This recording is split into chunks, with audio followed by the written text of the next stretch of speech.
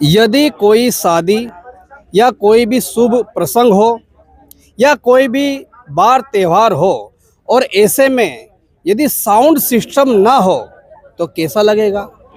नमस्कार, मैं हूं राजेश सिसोदिया। दाहोद जिले के नव निर्मित जो कि गुरु गोविंद तहसील है, यहाँ पर एक बात को लेकर मुद्दा उठ रहा है। शायद आप समझ ही गए होंगे मैं क्या कहना चाहता हूँ कि जैसे इन दिनों में बहुत सारी बातें हो रही कि डीजे के ऊपर प्रतिबंध हो, डीजे संपूर्ण बंद हो। लेकिन जब मैं यहाँ से गुजर रहा था, एक बड़ी भीड़ मैंने देखी, तो मैं यहाँ पर आया कि क्या चल रहा है। मैं कहूँगा कैमरा में से उधर दिखाई, यहाँ पे कितने लोग यहाँ पर इकट्ठे हैं। काफ़ी लोग नौजवान यहाँ पर मौजूद है। इन नौजवानों से हम बातचीत करने की कोशिश करेंगे कि आखिरकार इनका क्या कहना है और क्यों इकट्ठा हुए, क्या है आज रविवार के दिन यहाँ पर इकट्ठा हुए हैं। मुकेश भाई डांगी भी है, इनके इधर हम पहुंचे हैं। तो ये डीजे संचालक ही है, मुझे ऐसा लग रहा है। सभी यहाँ पर इनकी कुछ मांगे हैं, इन्हीं से हम बातचीत करने की कोशिश करेंगे कि इनका क्या कहना है। काफ़ी लोग हैं। भैया आपसे पूछूं? नहीं, ये उधर हाथ दिखा रहा है, मैं इन्हीं से पूछूं। भैया खड़े हो जाइए भैया खड़े, इनसे पूछेंगे। नमस्कार। नमस्कार। શું નામ છે તમારું? मेरा तरुण कसुभाई। मैं हिंदी में बोलूंगा, लेकिन आप गुजराती में बता सकते हो क्योंकि इधर आपको लोकल लोगों तक बात पहुंचाना चाहते हो, ठीक है ना। तो क्या क्या मामला है आपका? ये डीजे लाइन पे सदत्तर प्रतिबंध लगा दिया है। इसकी मतलब डीजे बंद कर देना चाहिए। हाँ, डीजे बंद कर देना चाहिए, उसकी बाबत के लिए इकट्ठा हुए हम लोग सब अच्छा, लोग। तो आप डीजे बंद करवाना चाहते हो कि चालू? नहीं, चालू चालू। अच्छा, तो यहाँ पे सभी डीजे संचालक ही है क्या? हाँ, सभी डीजे संचालक ही है। तो आपका एक बार फिर पूरा नाम और कौन से गांव का हो, थोड़ा जानकारी दीजिए। मेरा पूरा नाम मेरा तरुण कसुभाई है। मेरा गांव भाटीवाड़ा है। जी, भाटीवाड़ा, ये जहाँ पर ये बहुत बड़ी फैक्ट्री बन रही है। हाँ, बहुत बड़ी फैक्ट्री बन रही है वहाँ पे। तो क्या कहना चाहेंगे? कुछ पढ़े लिखे भी हो, 10वीं 12वीं पास किए हो कि क्या है ये मामला? मैंने बीएससी एग्रीकल्चर किया हुआ है। क्या बात है। देखिए, बीएससी एग्रीकल्चर किया हुआ एक नौजवान यहाँ हमसे बातचीत कर रहा है, उनसे हम बातचीत कर रहे हैं। मैं तो पहले मैं भी ऐसा मैं सोचता था कि भाई डीजे वाले बहुत पढ़ाई लिखाई नहीं किए होंगे तो ऐसे ही डीजे लाए होंगे। तो आज इनसे हम बातचीत करेंगे। बताइए, इतना पढ़ाई करके डीजे क्यों ले आए? आज मैंने बहुत एग्जाम भी दी, लेकिन एक पॉइंट से भी मैं रह गया। जी। 7-8 बार एग्जाम दी, कुछ मतलब रह गया हर बार। तो मेरे घर से बात हुई मेरे पापा से, और फिर बात हुई कि अब दूसरा कोई धंधा तो है नहीं, तो हमने हमारी जमीन है थोड़ी, वो बेच के हम डीजे लाए। जमीन बेच दी? हाँ, बराबर। कितने का? धंधा कुछ है नहीं तो फिर क्या करें। फिर अब ये डीजे लाइन में अब 25-30 लाख रुपए हमने डाल दिए। कितने लाख? 25-30 लाख रुपए। देखिए, क्या नाम? तरुण भाई। तरुण भाई। तरुण भाई का कहना है कि बीएससी एग्रीकल्चर करा हुआ एक नौजवान जो कि पढ़ाई लिखाई किया, 7-8 बार से भी ज़्यादा उन्होंने कुछ एग्जाम फाइट्स की, निराशाजनक अवस्था में आने के बाद पिताजी से बातचीत करने के पश्चात उन्होंने एक डीजे लाए, जमीन बेची, और वो डीजे 25 से 30 लाख का डीजे बता रहे। क्योंकि मुझे आज पहली बार मालूम पड़ा कि डीजे इतने महंगे हैं और डीजे के ऊपर प्रतिबंध हो गया। तो आप क्या कहेंगे? क्योंकि आदिवासी समाज में तो अभी डीजे के ऊपर बिल्कुल प्रतिबंध कर दे, तो आज्ञाओं से क्या कहोगे? शासन प्रशासन से क्या कहोगे? हमारे चैनल के माध्यम से बोलिए।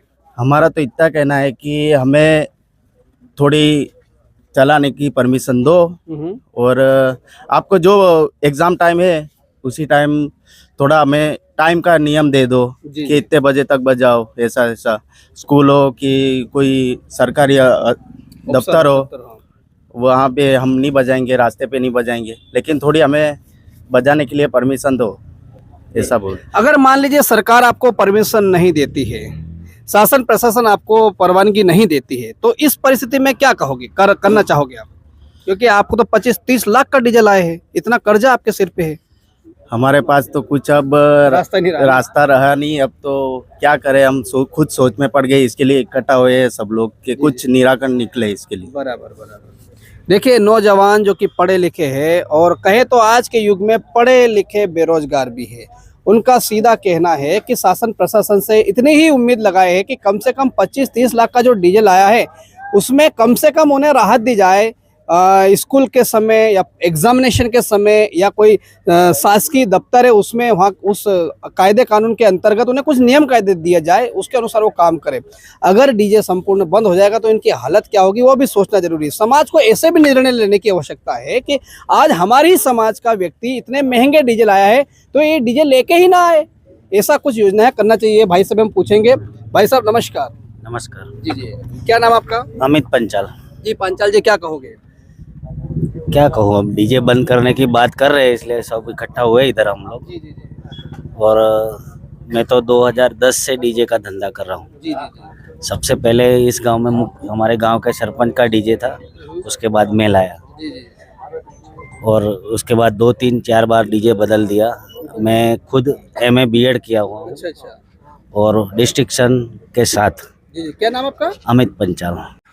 अमित भाई पांचाल, जो कि MA BEd किए हुए हैं। ये जो ऐसे लोग हैं जो कि पढ़े लिखे हैं, इन्होंने कम से कम इतनी तो पढ़ाई की है कि यह कुछ नौकरी कर सकते थे, लेकिन आज के दौर में नौकरी ना मिलने के चलते यहाँ बड़ी समस्याएं हुई है, और उसी के चलते ये यहाँ पर पहुंचे। तो आप जो डीजे काफी जूने समय से डीजे है, तो आप क्या कहोगे? क्या शासन प्रशासन से क्या आपकी उम्मीद है? गवर्नमेंट और ये समाज वाले इकट्ठा होकर ये निर्णय ले रहे थे कि डीजे सब बंद कर देंगे, पूरा बंद ही कर देना है, और किसी को डीजे बजाना ही नहीं है। तो हम लोग इकट्ठा हुए, हम ये सोच रहे हैं कि बंद कर देंगे तो हम जाएंगे कहाँ। बराबर। अभी इस साल ही अभी मैंने नया डीजे लिया है, अभी तो वो लाया नहीं हूँ, 4 तारीख को लाऊंगा मैं। तो वही 7-8 लाख तो दूसरे डाल दिए मैंने, तो पैसे कहाँ से वापिस आएंगे मेरे पास? कमाऊंगा नहीं तो घर वालों को भी क्या खिलाऊंगा? और यही धंधा हम लोग कर रहे हैं। अभी तो जॉब तो मिलने वाली नहीं है, क्योंकि गवर्नमेंट ने ऐसे वैसे नियम बनाए हुए हैं। पहले तो क्या किया कि 2004 से मैं BEd किया हूँ, तो मुझे टीचर की नौकरी मिल सकती है, तो 2004 से कोई भर्ती ही नहीं की, डायरेक्ट 2012 में भर्ती किया। जो आनंदी बहन ने सेल्फ फाइनेंस जो स्कूल कॉलेज खोले, उसकी वजह से इतना सारा एजुकेशन में भरावा हो गया, फुगावा हो गया जिसको बोलते हैं हमारे गुजराती में। तो उसकी वजह से बहुत सारे BEd किए हुए लड़के इकट्ठा हो गए। 2012 में इन्होंने पहले एग्ज़ाम ली, पहली बार एग्ज़ाम दी, पहली बार में पहली ट्रायल में मैं पास 96 मार्क्स, दूसरी बार पास किया 101 मार्क्स, तीसरी बार पास किया 105 मार्क्स, चौथी बार पास किया 111 मार्क्स, फिर भी जॉब नहीं मिली, मेरिट में नहीं आया, 2 पॉइंट से रह गया। और फिर हमने सोचा कि यार ये छोड़ो, अमित पंचाल। मैं बोला चलो छोड़ दो, अब ये जॉब को नहीं कोशिश नहीं करनी, और ये डीजे ले आए। और यहाँ पे भी ये निराशाजनक ये अब परेशान कर रहे हैं। देखिए अमित भाई पांचाल, जो कि MA BEd किए हुए व्यक्ति और शिक्षक बन सकते थे, लेकिन यहाँ पे 2 ही मार्क से वो रुक जाते हैं। अगर सच में डीजे के ऊपर प्रतिबंध हो जाएगा तो और भी हम बहुत सारे सवाल पूछना चाहते हैं कि डीजे के साथ साथ बहुत सारी चीजें उनके ऊपर बिल्कुल प्रतिबंध होना चाहिए, लेकिन ये एक रिक्वेस्ट कर रहे हैं समाज के व्यक्तियों से, शासन प्रशासन के साथ में निवेदन कर रहे हैं कि इन्हें थोड़ी छूट छाट दी जाए। और भी हम एक भाई इनसे बातचीत करने की कोशिश करेंगे। भैया नमस्कार। हाँ जी नमस्कार। क्या नाम आपका? મારું નામ ભાભોર અક્ષય। જી ભાભોર અક્ષયભાઈ, શું કહેવા માંગો છો તમે? પહેલા તો પૂછો તમારું એજ્યુકેશન શું છે? હું બી સિવિલ થયેલો છું, देखिए સિવિલ એન્જિનિયર। देखिए सिविल इंजीनियर। देखिए आप, मैं 3 लोगों से बातचीत की है, और ये तीनों लोग अभी तक ऐसे हैं जिनसे मैं इशारा करके बात नहीं किया, उनसे डायरेक्ट मैंने बातचीत की है। देखिए, तो इतने आप पढ़े लिखे हैं, आप सिविल इंजीनियर किए हैं, तो ये डीजे में क्यों आए, पहले तो ये बता दीजिए। डीजे में ये साइड बिजनेस है। जी हाँ, मैं पहले सिविल का भी मेरा काम चलता है। जी हाँ, कंस्ट्रक्शन और ये सब बिजनेस। जी तो मेरे भतीजे और में सब बेरोजगार है, तो मैंने उनके लिए डीजे लाया हूँ बराबर। कि उनको थोड़ी रोजगारी मिले। ये डीजे कितने का लाया अंदाजित आप? हम जो 25 लाख के आसपास, बराबर। गाड़ी आड़ी सब होके। ओके, तो अभी आप क्या कहना चाहेंगे शासन प्रशासन और दाहोद जिले से? मैं तो यही कहना चाहता हूँ कि पहले तो है ना, ये बेरोजगार है लड़के। देखिए पॉइंट वाली बात सुनिए कि पहले जो बेरोजगार है लड़के, वो बात सुनिएगा। हाँ, ये बेरोजगार लड़के, वो हमारे माध्यम से उनको उनका घर चलता है। बराबर। हाँ, तो हम ये हमारा इतना पैसा हमने डालते हुए भी हम दूसरों लोगों को रोजगारी दे रहे हैं। अच्छा, जो आपके जो डीजे मान लीजिए, उस डीजे पे कितने लोग काम करते हैं अंदाजित? अंदाजी तो 7-8 लड़के। मतलब कहने का मतलब कि 7 से 8 परिवारों का भरण पोषण या उनके चूल्हे चल रहे, राइट? हाँ राइट। जी जी, बोलिए क्या कहोगे आप? तो मैं यही कि जो डीजे बंद हो जाए तो ये सबके बेरोजगारी भी छीन सकती है सबकी, फिर उनके घर के राशन पानी ये सब भी बंद हो सकता हाँ बंद हो सकता है।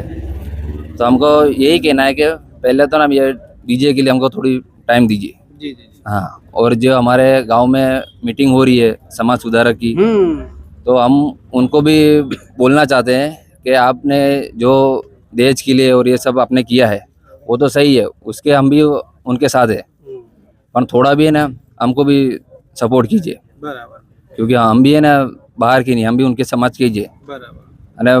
ज़्यादातर हमारे आदिवासी समाज के डीजे है, जी जी तो उसी हिसाब के हम समाज को भी यही कहना चाहते हैं। जी। क्या नाम बताया था अपना? बाबू अक्षय भाभोर अक्षय भाई, गाँव पावड़ी। पावड़ी के निवासी भाभोर अक्षय भाई, उन्होंने कहा है यहाँ जो मीटिंग हो रही है ये बहुत शांति के साथ आपस में चर्चा करें कि आखिर इसका निराकरण कैसे लाए।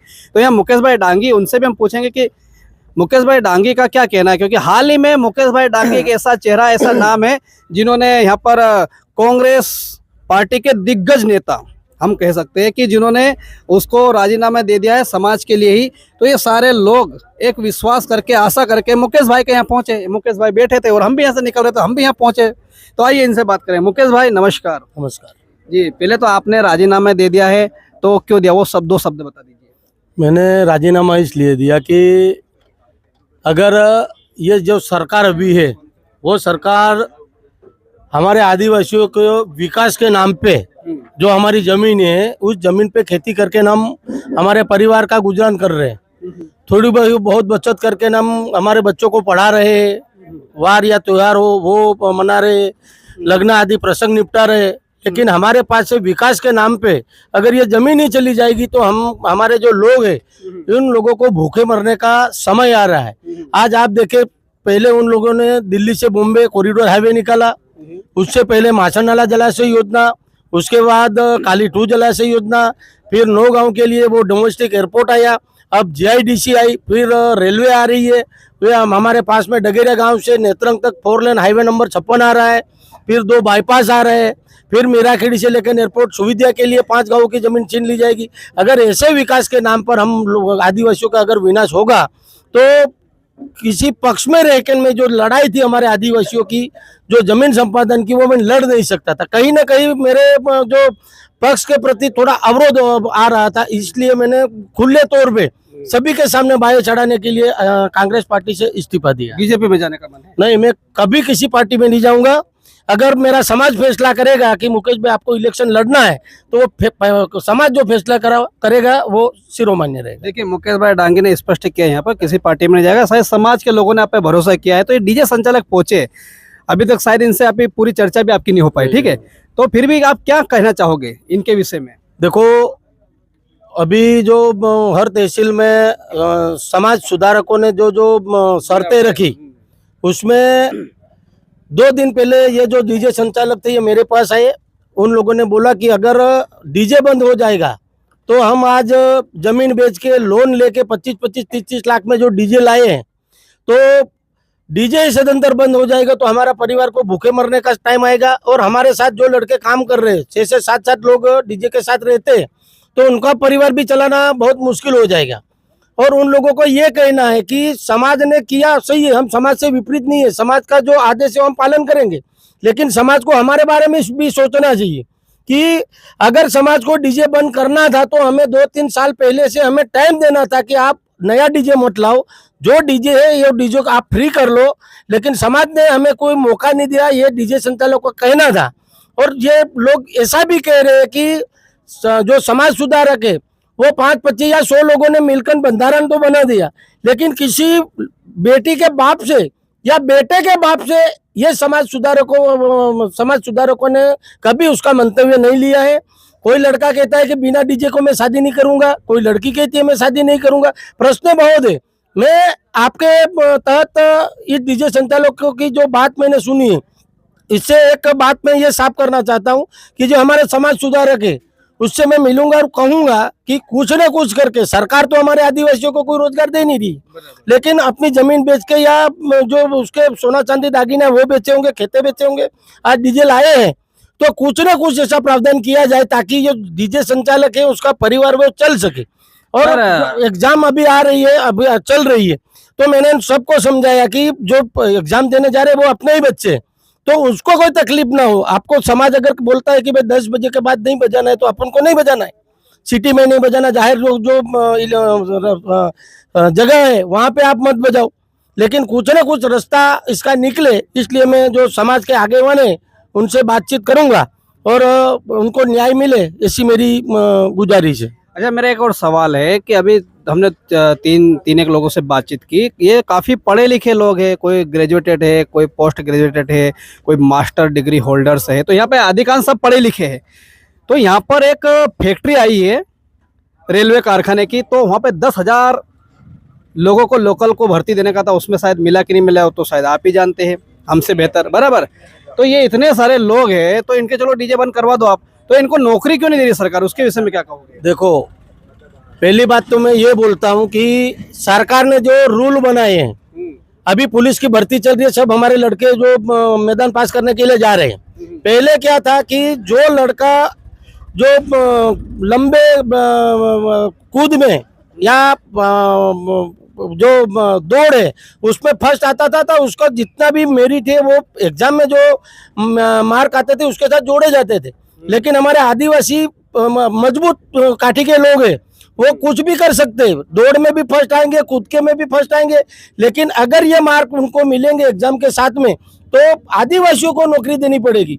दूसरी बात मैं आपको बताऊं कि धोरण 9 तक किसी भी कक्षा में किसी हमारे बेटी या बेटे को फेल नहीं किया जा रहा है।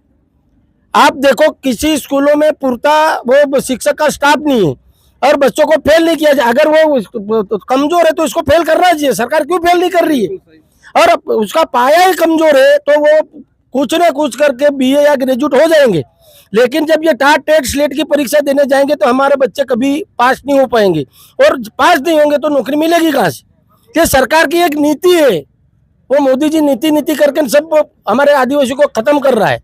मैं तो आपको ये कहना चाहता हूँ कि कोई ना कोई लोग हमारे आदिवासियों को खत्म करने का इरादा सरकार ने किया है, और आज जो बच्चे डीजे लाए हैं उनके ऊपर भी एक समाज की तलवार लटक रही है। तो मैं समाज से गुजारिश करता हूँ कि आपस में बैठ के डीजे संचालकों के साथ बातचीत करके कुछ ना कुछ रास्ता इन डीजे संचालकों के लिए निकाला जाए। देखिए, अभी इस समय हमारी सीधी बात मुकेश डांगी के साथ में हुई और उन्होंने स्पष्ट कहा है कि जो जिन लोगों ने समाज का जो बंधन किया है, निर्धारित किया है, तो सबको मिल के इन डीजे वालों के बारे में भी सोचना चाहिए।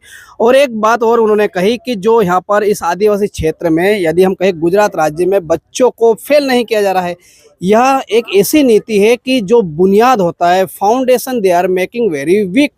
यदि फाउंडेशन ही कमजोर रहेगी तो उस पर इमारत कैसे बनेगी? तो यहाँ तो ये फेल ना करने की रणनीति के चलते बच्चे पहले से ही पता है कि वो तो पास होने ही वाला है, दूसरी कक्षा में जाने ही वाला है। बिल्कुल सही बात है। तो यहाँ पर जो पढ़ता है बच्चा, उसे आगे बढ़ना चाहिए और इस शिक्षा के ऊपर कुछ न कुछ विचार करने की आवश्यकता है। ये मेरे पीछे देखिए काफ़ी डीजे संचालक है, हो सकता है कि ये भी ऐसी ही लपेटे में आए होंगे, क्योंकि आगे बच्चा जब 10वीं पास कर लेता है, 12वीं पास कर लेता है, उसके बाद वो जब एग्ज़ाम फाइट करना है, उस एग्ज़ाम के अंदर वो बच्चा क्यों फेल हो जाता है, उसके कारण, उसका मुख्य बिंदु और कारण यही मिलता है मुझे तो, कि उसकी जो बुनियाद है वो बुनियाद ही कमज़ोर है। यदि आपकी बुनियाद ही कमज़ोर रहेगी तो आप कितनी भी इमारत लगाओ वो गिरने वाली है।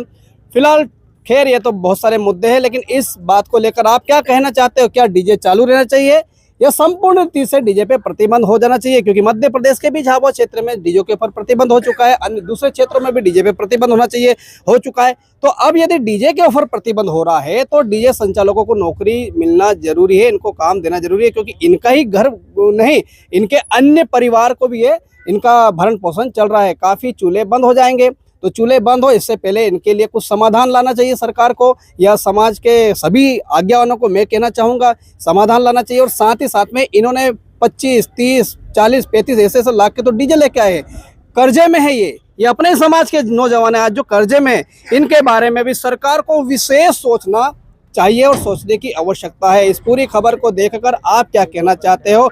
आई am not taking their favour और I am not against them, लेकिन वास्तविकता हमें जानने की आवश्यकता है। मैं आपका मित्र राजेश सिसोदिया, जल्द मिलता हूं ऐसी कोई खास और मुख्य खबर के साथ। जय हिंद, जय भारत, नमस्कार।